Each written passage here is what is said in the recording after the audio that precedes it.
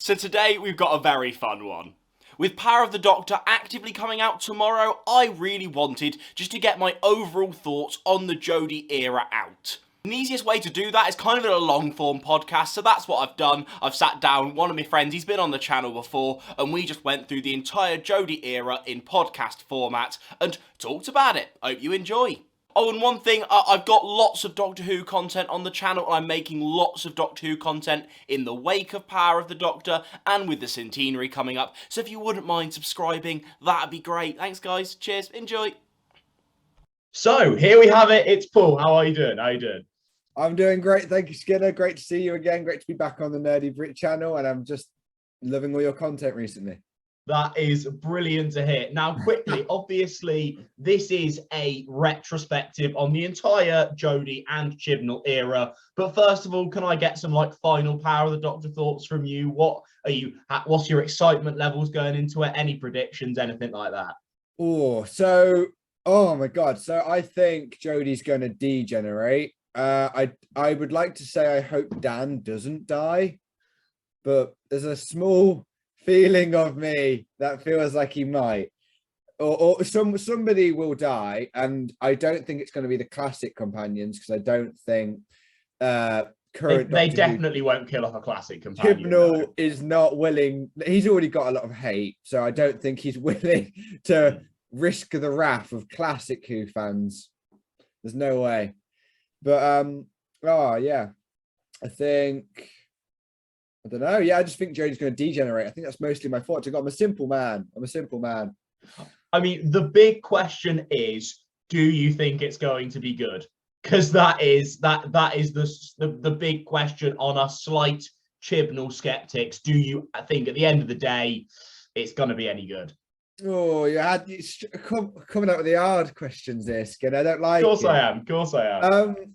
I don't expect anything spectacular from it.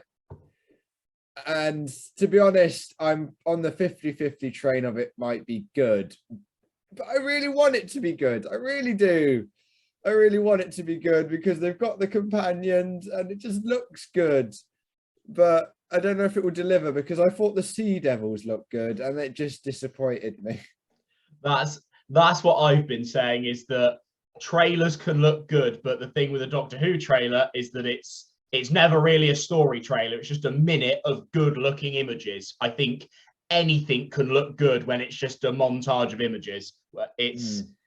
But today we're going to properly dive deep into the Jodie Whittaker and Chris Chibnall era, and I don't think there's any better place to start than series 11, surprisingly. So we can list off the episodes. So we started off with The Woman Who Fell to Earth, we went to the Ghost Monument, then Rosa, Arachnids in the UK, the Tsaranga Conundrum, that I can't speak, Demons of the Punjab, Kablam, The Witchfinders, It Takes You Away, and the Battle of Ransford of Kolos. Are any of those, where do your favourites lie within that? So Rosa, I like Rosa Parks. That's probably my favourite, just purely the idea that the Doctor finally couldn't do anything. Like, she had to let injustice happen on the bus to make sure the timeline was safe and okay. That was whoa. That was such a whoa moment. I don't. Do you want me to just list what's what my favorite episodes, or do you want me to? Yeah, I'd love to hear that. Yeah. Or do you want me to just go in depth on what I think? Why? I'm saying that. Whatever you want, my love. Whatever you want. Okay. Well, I'm going to say the obvious. The only reason Rosa falls short, in my opinion, is its villain. I feel but sometimes I guess the simple villain is he just hates black people. He's an alien who hates black people.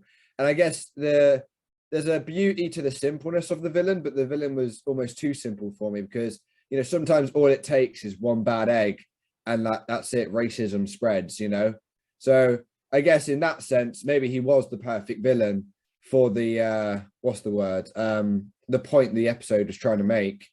But then at the same time, I felt the villain fell short and was, to me, just a bit naff.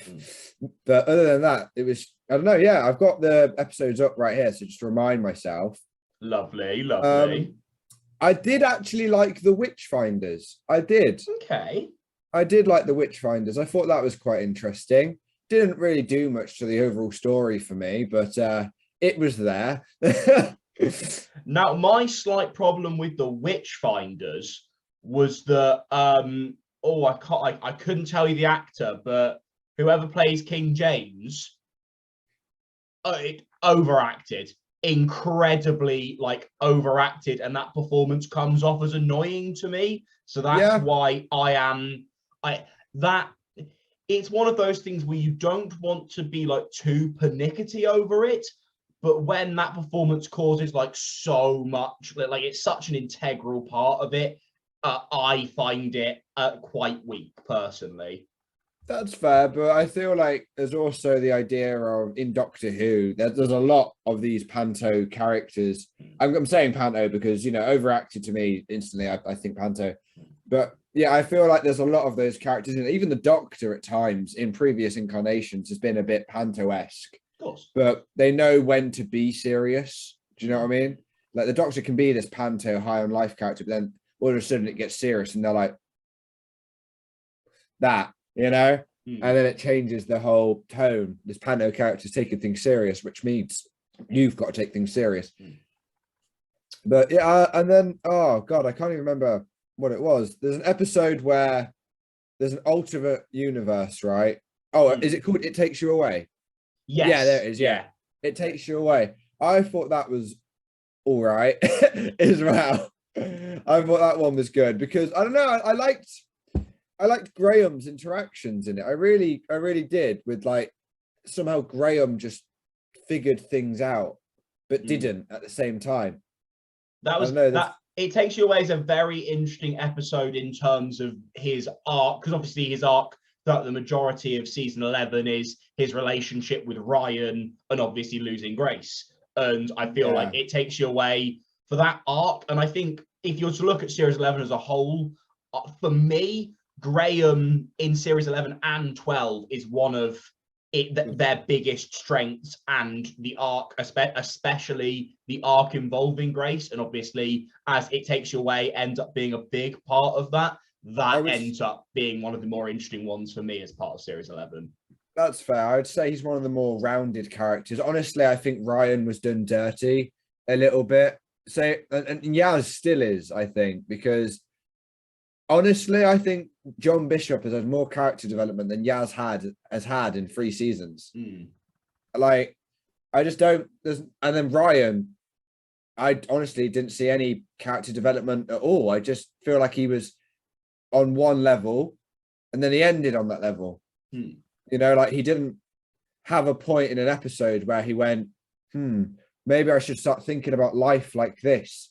Or maybe I'm actually useful, because an example here is in one of the episodes with David Tennant and Donna. Obviously, Donna thinks she's got all these useless skills and she thinks she's useless. And then it turns out she figures out this entire underground structure where it's the Doctor's daughter. It's the Doctor's daughter. Yeah.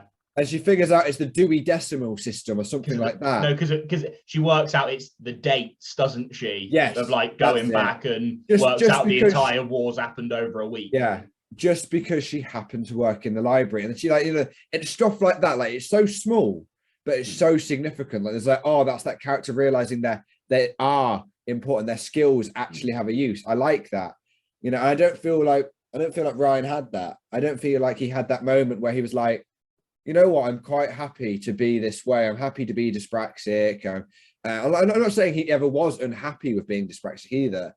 I just don't feel like he had that moment where he was like, I'm so happy that I'm me, he came into his own. I don't think he ever had that. I think in terms of other episodes, I'd like to actively say I really enjoyed as part of series 11. I'm surprised you haven't brought it up. I think Kablam is a lot of fun. Really? So I think it's this fun. I think it has quite a lot of nice references to previous episodes of the show. I think it's a fun. I find it just an enjoyable adventure. I'm a big Lee Mack fan, so seeing him pop into the Whoniverse is a lot of fun. I also think the play on like Amazon and like a space Amazon, really cool sci-fi elements. I think there's like a cool and interesting mystery. I think Kablam is one of my favorite Chibnall episodes. I really think Kablam has a lot going for it. But by your reaction, it seems like you don't. So I'm quite curious as your opinions on Kablam. I think Kablam falls short for me for the same reason that Rosa is a bit dimmed. I think the villain was almost a little bit petty.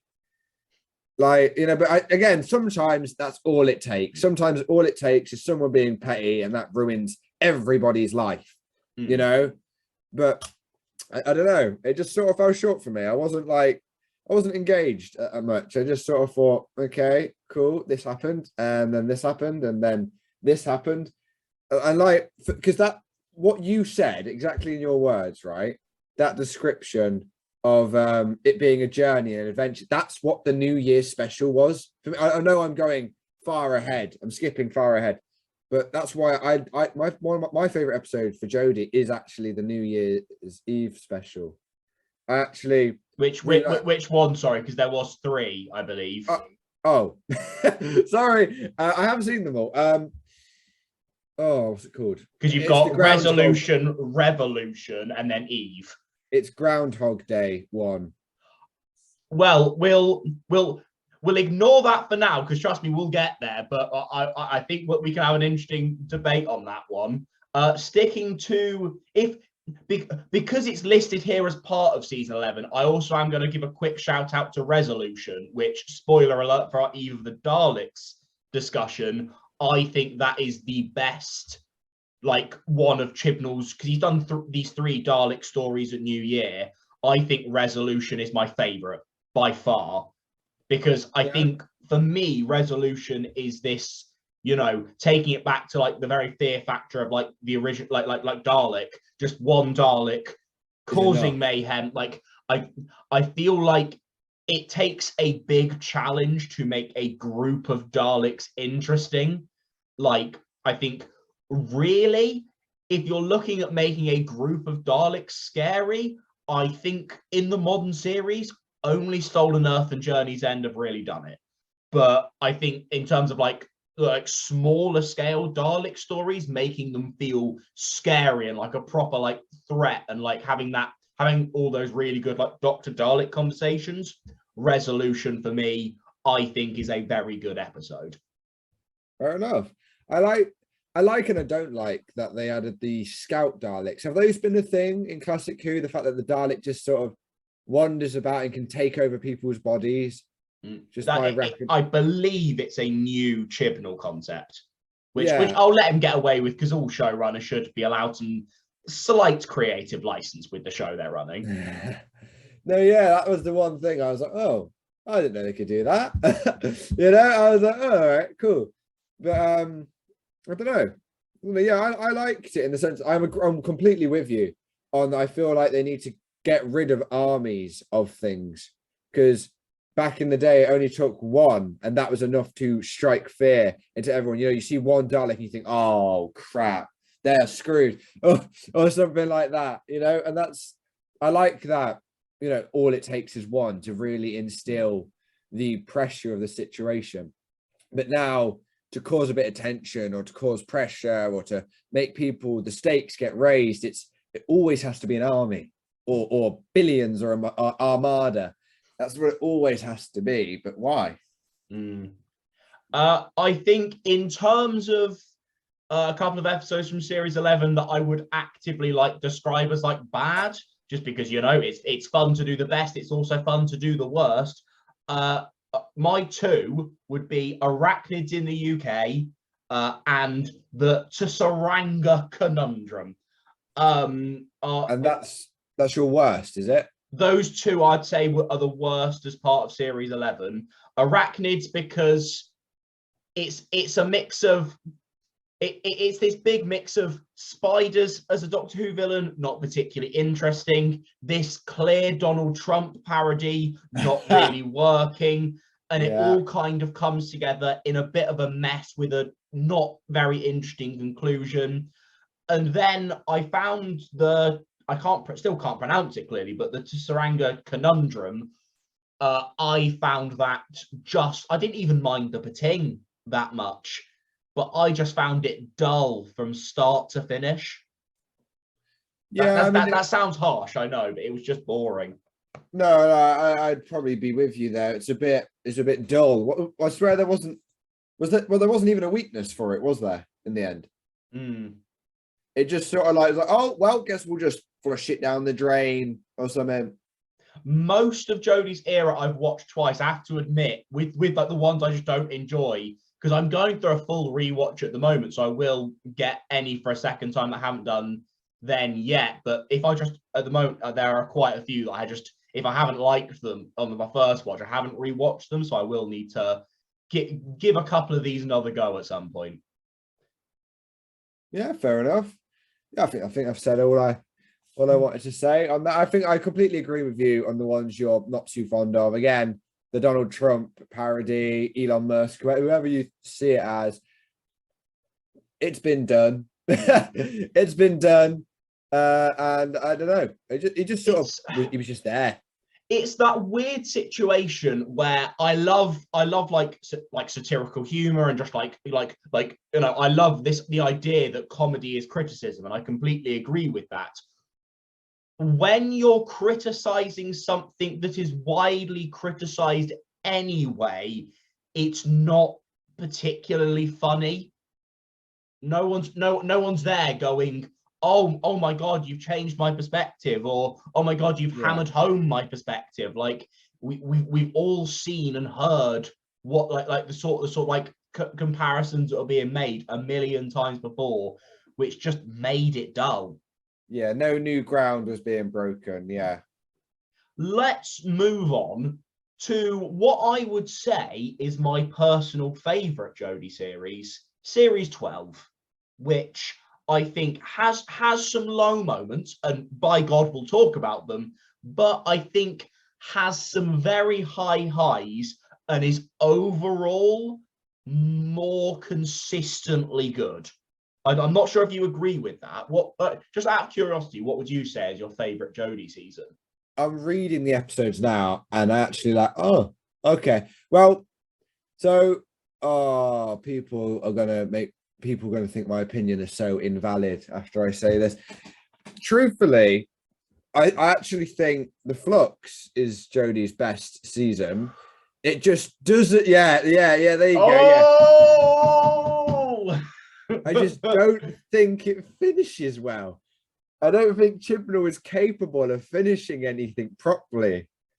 Well, or wrapping things up. I don't think he's that I'd agree with. Chibnall can't finish to save his life. It's because not sure if he has kids. The Flux I know we're supposed to talk about this season, but I thought the Flux started so well. We'll get on to Flux. Hold your horses. Okay, fine. Right. I like this season. I do like this season quite a lot. I think they could have played. I mean, it's been done before. The idea that the master was someone you didn't know. But you've got to admit, in terms of like moments of like Jodie, like every like showrunner and doctor has like those moments you'll always remember. One of my biggest ones will be the end of Spyfall Part 1, a reveal that I didn't predict happening, and I thought it was masterfully done. Right, okay. So in terms of our Series 12 episodes, we have Spyfall Part 1 and 2, then Orphan 55, Nikola Tesla's Night of Terror, Fugitive of the Judoon, Praxeus, Can You Hear Me, The Haunting of Via Diodati, Ascension of the Cyberman, and The Timeless Children, and then technically Revolution of the Daleks is also packaged into this block. In terms of highlights, I would go with Spyfall, especially Part 1. I think Nikola Tesla's Night of Terror is fantastic. Yeah, I agree. And Fugitive of the Judoon. Now, Fugitive of the Judoon, I'm going to start with Fugitive of the Judoon because I think when people look back on its era, Fugitive of the Judoon won't be respected. at the time, at first viewing, before the Timeless Child, before how little the Ruth Doctor would get to do, before obviously this horrible situation with John Barrowman, where now he'll likely never come back to the show. Fugitive of the Doom was filled with shocks, surprising, and like fantastic setups for storylines going forward. While those storylines never really got paid off, so far at least, in a way we'd have liked to or hoped, within itself, it's truly a fantastic story. Yeah. Okay. Yeah, I mean, I agree and I don't agree. Like, the part of me we that love agrees, a bit of healthy debate. The part of me that agrees is the part that's like, oh yeah, let's ignore all Doctor Who history up until this point. And then I'm like, ah, cool, what a fun episode. Wow, hello. And then the part of me that's like, no, is the part that's like, hello, William Hartnell, I love you. You're the first Doctor. No, you're not. On your bike, mate. You know, that's what I get from that, really. Like, if you don't subscribe to the fact that, because I think the best theory on the Ruth Doctor out there is that Ruth is a Doctor between the second and the third Doctor. If you don't know the theory, and this is for you and for anyone watching, Google it. Fantastic theory. I might make a video on it because I love it as a theory. Mainly because Ruth cannot be, I'll keep saying this, Ruth cannot be a pre-Hartnell Doctor because she owns a TARDIS. And a TARDIS in the form that we know it of, in the form that has to be post-Hartnell because it is a blue police box. So I will say this till the end of time, the Ruth Doctor cannot be a pre-Hartnell Doctor. The Ruth Doctor cannot be part of the Timeless Child theory and has to be its own separate thing. But in terms of other episodes, what about Nikola Tesla's Night of Terror? That was actually my number one. That was my number one. I'm so glad you said it. Really, in terms really of fun, a fantastic guest performance. In terms of really like fun adventure, honestly, I think if this was instead of, you know, the fam, if this was David Tennant and Catherine Tate and shoved into season 4, people would talk about this episode way more. Yeah, agreed. I know I'd really enjoyed the whole episode. I really did. I haven't got a fault with it, to be honest with you. I like the idea that Rani was the villain. And I'm praying that's a sign that maybe one day they'll come back. Personally, up until now, I'd really wanted Luke, Clyde, and Rani to come back for a long time anyway. But at the moment, I feel like it's not right because a lot of characters are coming back from the past at the moment. And people would argue, wow, what better time than any to bring them onto the bus wagon? But, you know, I'm thinking, no, let's let it die down for a minute. Let's stop reusing characters for a minute. And then we get to them. Because I'd happily see them back. Yeah, give me. I would happily see a reboot of the Sarah Jane Adventures. Unfortunately, without Sarah Jane. Yeah, absolutely. I'd like to see them carrying on her legacy, like because the strength of the show that those characters that, like, obviously we loved Sarah Jane as our lead protagonist, but the show was also good because of those characters and how they helped Sarah Jane. So I would happily see them continue. And it's canon that she's dead now as well. Like, it is sad. I'm still on the trail of, I strongly believe that they should film the episode that was written because it was the 10th year anniversary of her death during COVID, and they released Goodbye Sarah Jane, which was practically interviewing each cast member in lockdown and then submitting it in a montage. And don't get me wrong, that was perfect. Like, I thought it was beautiful. I really did, because it actually, like, as a Sarah Jane fan who grew up on it, right, it made me cry. It did make me cry. And I'm quite happy to say that, because, like, you know, I do care about that character. I really did care. She basically brought me up, you know. So to do her justice, I feel like it should be filmed.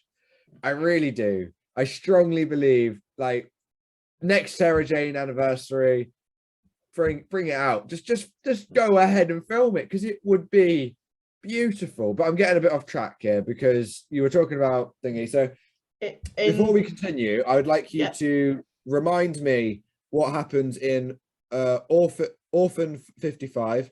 Praxius is Praxius the strong on litter one in the sea? Well, they're both kind of environmental episodes in a weird way. Orphan 55 was like, do you remember like the whole like Benny thing and like the, you know, like the old woman shouting Benny, and then like it ends up that like basically the plot twist is that like this is Earth and like this is what happens if you don't look after Earth. Orphan 55 I found incredibly preachy, and like everyone, Orphan 55 is awful. And I found Praxius wasn't bad, but just wasn't particularly interesting or very memorable for me. I wouldn't if we're shifting away from my goods of series 12 to my bads of series 12, I'd put Orphan 55 there. I don't want to talk about it for too long. The Timeless Children, as I will say till the end of time, the Timeless Child is an awful twist, making our protagonist a chosen one character ruins the positive, ruins what makes the character of the Doctor an interesting character, because the whole point of the character is that it is not a chosen one character and they do these things because they want to. And the other problem with it is its reveals are so exposition heavy. It actively goes from points of story with characters to points of exposition to tell a larger story, and then we have Cybermasters at the end. We all blow things up and we all go home disappointed. It's the Timeless Children is an example of how not to construct a finale. Yeah, I'd say the pacing was pretty crap. Like, you think the Cybermasters are about to be this big threat. Hey, maybe it's about to be a cliffhanger. Boom, they're dead. It's gone. I mean Ashad as well. Just important to the story. Click, you're gone. Yeah, no, I know that really annoyed me. The flipping lone Cyberman, big issue, right? Meets the Master once. He's not a threat anymore. He's in me matchbox, lads. It's all good, And I'm like, what? What do you mean? He's been this big threat all the way through, and the Master's just like, I am not having any of it, mate. I'll be honest with you. I'm good, right? And it just bothers me because I think, right, the 50th anniversary has been done so dirty by this Timeless Child crap, because the whole New Who arc, right, from Eccleston all the way to Capaldi was about saving, like, scarred from destroying Gallifrey. Can we get Gallifrey back? We've got Gallifrey back. And then it's like, what do I do now that it's back? And that's like, that's Eccleston, Tennant, Matt, and then Capaldi. I think there's a beautiful arc there with Gallifrey being back and then finally getting over what their trauma was. There's such an arc there that was so beautiful. And it's like, oh my God, they finally did it. And when you get to the 50th anniversary and you see Matt and Tennant there, and like, you think they're going to cry because they've achieved something that they just really wanted to do. This entire time, the Doctor has been running, and secretly all he's ever wanted to do is go home. That's all he's wanted to do. And it's such a magical moment. And then all of a sudden, Chibnall was like, it wasn't actually his home. I blew it up again. Lol. And you're like, what? What is wrong with you? Why would you just bulldoze that entire arc? It's like, it's just not relevant. And I'm like, you've just ruined my favorite episode of Doctor Who. Before we get too sidetracked, sorry. The last episode I do actively want to discuss with you in series 12 is Can You Hear Me? Because I would also actively describe this as not a bad episode, but an actively offensive episode. Because The way it depicts experiences with mental health and the way it very, very casually trivializes it by within a 5-minute span, having a single conversation and a character immediately magically feels that their mental health is better, and then having our protagonist, the Doctor, you know, like cast away Graham's experiences with cancer and mental health. I think as an episode of Doctor Who, within itself, it's not bad. But as soon as you get to like those last 10 minutes and it tries to have its messages over mental health, it is actively offensive in the way it portrays it. Yeah, sorry, this is my memory's becoming a bit hazy here. That's right? all right. I fully remember it. This is where Yaz has a dream about being in the police car, isn't it? That's one of them, yeah. Yeah, Yaz's fear is the police car, going back to that life, and you find out a bit. This was good for Yaz. This episode was good for Yaz. Gave us something to do for once, which was nice. you finally find out a little bit about Yaz. You know, her little backstory. Then she became a police officer, and you're like, wow, we're getting somewhere. And then it's just not touched upon. Yeah. You know, and then it's like, oh, okay. But no, I agree with you. It's like, oh man, it's like Graham just had to deal with it, you know, after it was done. There was no, I don't think there was any satisfying chat that Graham so righteously, I mean, they all deserved it, but nobody really talked about it. They just, I mean, one of the things I've seen, it's come out very recently, is that in terms of like the Doctor and Graham cancer scene, that people have been criticized for criticizing it because, according to Chris Chibnall, he wrote it based on his own experiences. Now, my slight problem with that is that, first of all, I think when you get into a show like Doctor Who, maybe using your own personal experience isn't the right way to go. But I also think, because I want to bring it up because I know I might get a couple of comments about it. Just because you've experienced something doesn't mean you're immune to criticism when you put it in your creative art. I think that's worth mentioning because I don't want to get criticized on that point, because I'm allowed to criticize it. No, yeah, I think that makes perfect sense. Absolutely. Gonna stand on my horse. I mean, it's because when they criticize it, they're not criticizing the experience that he went through, and they're not, you know, discrediting the fact that he went through that experience. You know, it's traumatic. Obviously, you know, and like no one really knows what he went through, and no one's going after that. They're going after the episode. Yeah. They're going after the Doctor Who. It's not about him. It's about the Doctor Who episode.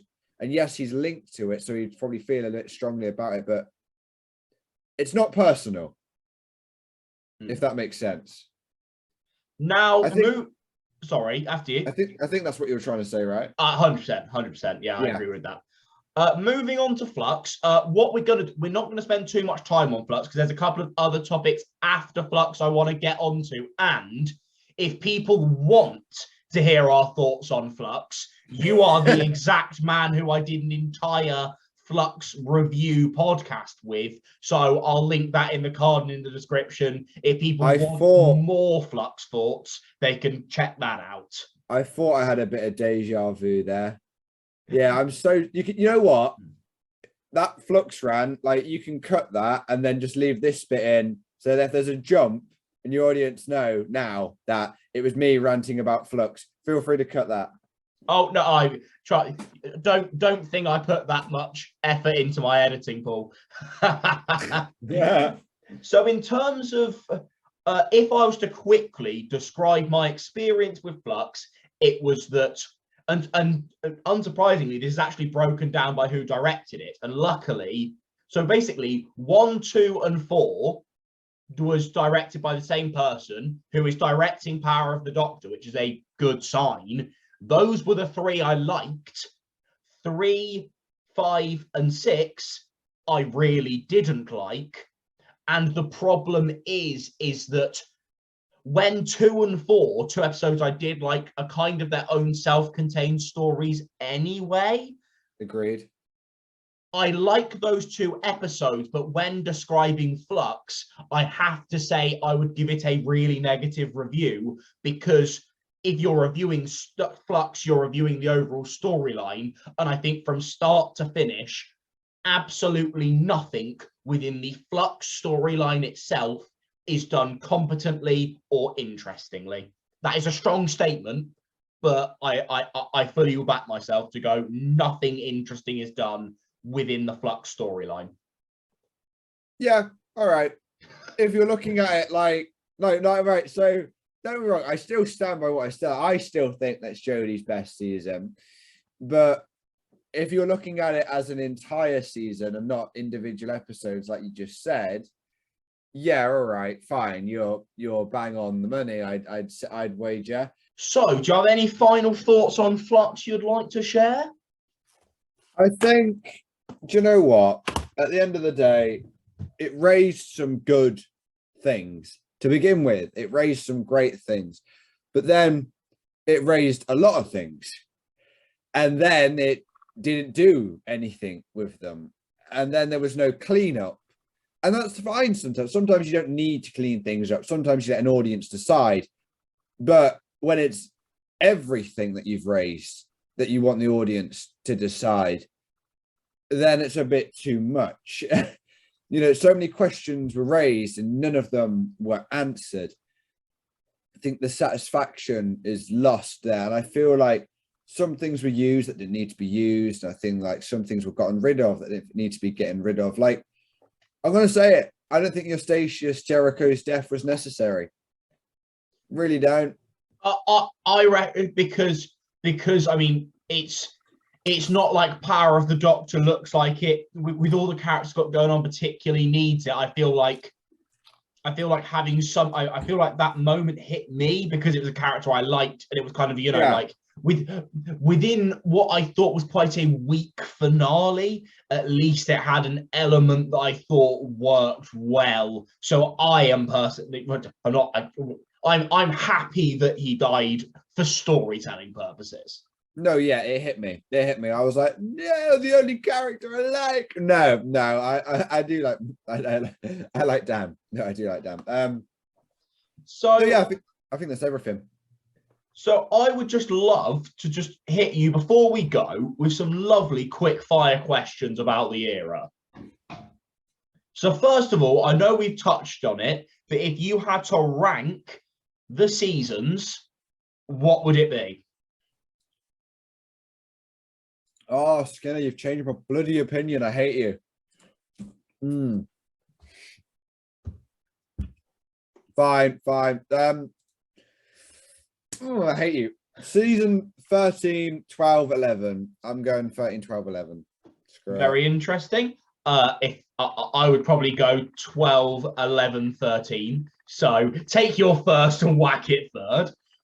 I'd like you to rank the 3 Dalek specials. So Resolution, Revolution, and Eve.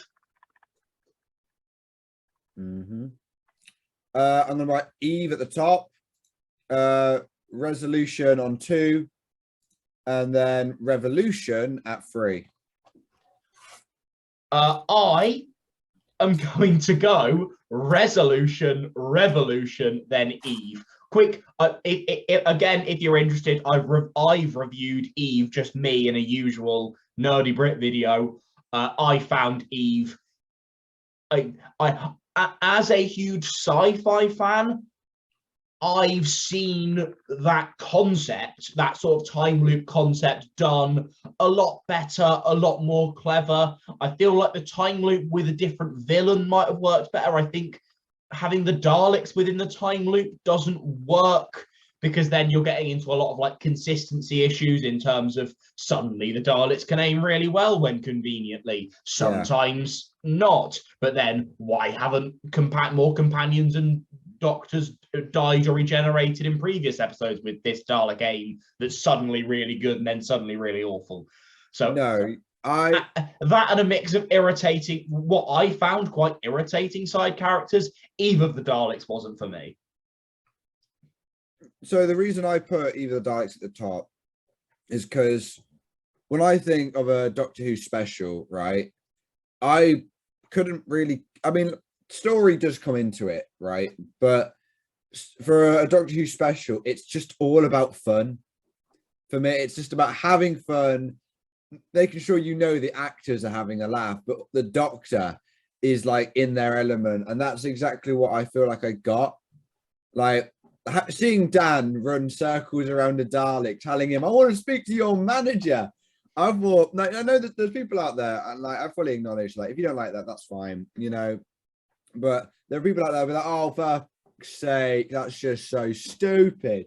You know, there are people out there that would say that. But to me, that's exactly what a Doctor Who Christmas special is. It's just a bit of stupid, it's a bit of fun.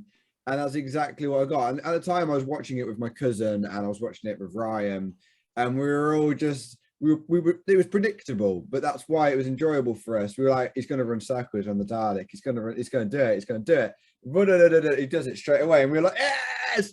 You know, it was just it was the moment that I watched that made it so good. I think I've gone on a rant again. Sorry. I love your rants. I've got 3 more for you. First of all, rank the 4, if I've got that right. Yeah, 4 like consistent companions. So Ryan, Yaz, Graham, Dan. I'd like you to rank them for me. Okay.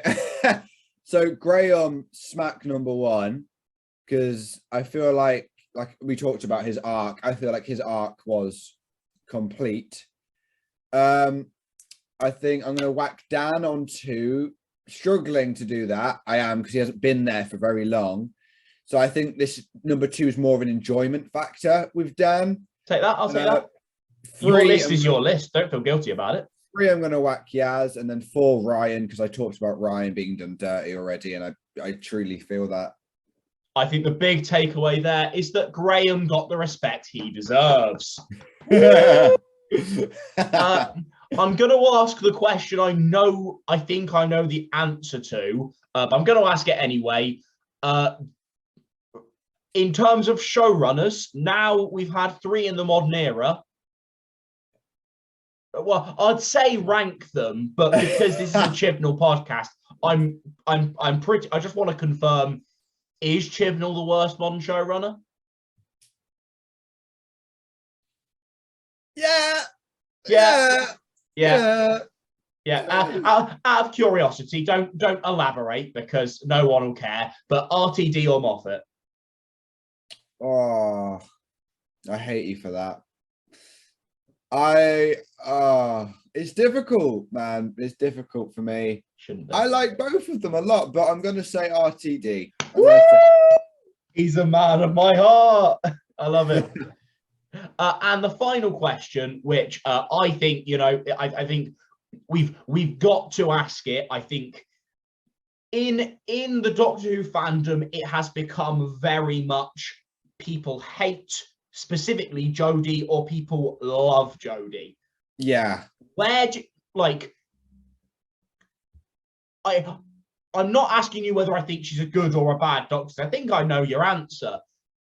Roughly, without giving us a full ranking, where does Jodie rank for you amongst the Doctors? Is she one of your least favourites? Is she one of your favourites? Is she in the middle of the park? I feel like that's a really unfair question. She is one of my least favourite, but that's no fault of her own. I believe that. I really do.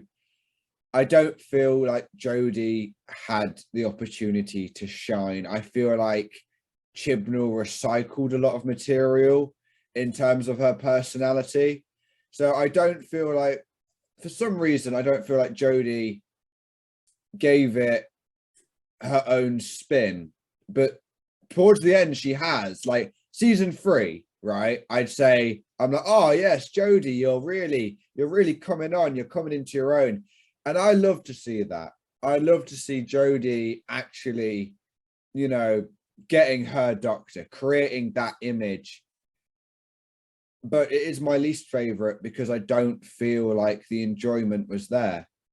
I don't feel like that personality shone through for me. I think when you're answering a question like that, you've also got to remember, like, this show is popular for a reason, and like most, if not all, of the incarnations, I think I'd say all, you would give positive reviews to and you'd be happy with. And I've also got to remember, not only is it, yes, a reflection on Jodie's performance that she probably hasn't, because let's be honest, sometimes David Tennant outshone bad writing, which I don't think Jodie has. But you also have to respect that Jodie has been, it's not just a reflection on Jodie, it's a reflection on what Jodie's been written. So yeah. I would agree. She probably isn't my weakest. I don't actually think she's my weakest modern Doctor, but I'm not going to go into that because I think I'll be incredibly controversial. No. You don't get out of it that easy. Who's your weakest? I love him. I think Jodie's performance is better than Capaldi's. As a Doctor, I slightly enjoyed it, especially because I found like season 8 and slightly season 9 Capaldi just a bit of a drag in terms of a character. I enjoy the arc of Capaldi, and I really should stop this because no one's watching this for a Capaldi rant, but the arc of Capaldi is interesting. But what it does is it means that series 8 and ish series 9 Capaldi is less interesting and is a bit of a drag as a character for me. Sorry to break your heart. Would you, because I know you're not really uploading on that at the moment, but I presume you'd still love me to plug the Astroshock channel. Yeah, there is a video from him this Sunday. I'd quite like to appear on the Astroshock channel if you'll ever let me. I would love you to. Like I said, there's a few. I've said it in multiple videos. I just haven't done it. I'm such a procrastinator. Obviously, I want to do reenacting famous scenes or like select scenes that we really enjoy. I want to do the What If I Was. Yeah, I'd love you to. It's just where and how. We'll sort it. Yeah. But his links will be down below in the cards, wherever we can put it. Please go subscribe to him, especially if you're into your gaming. If you love gaming, subscribe to this man because he's a master gamer. Thank you very much. Whack your opinions in the comments below. We have tons more content. We've got Power of the Doctor reviews. I've roped in someone else to do a literal Power of the Doctor podcast review. So that will be coming soon. All of your Chibnall Doctor Who content. Subscribe to me. Subscribe to Paul. See yous.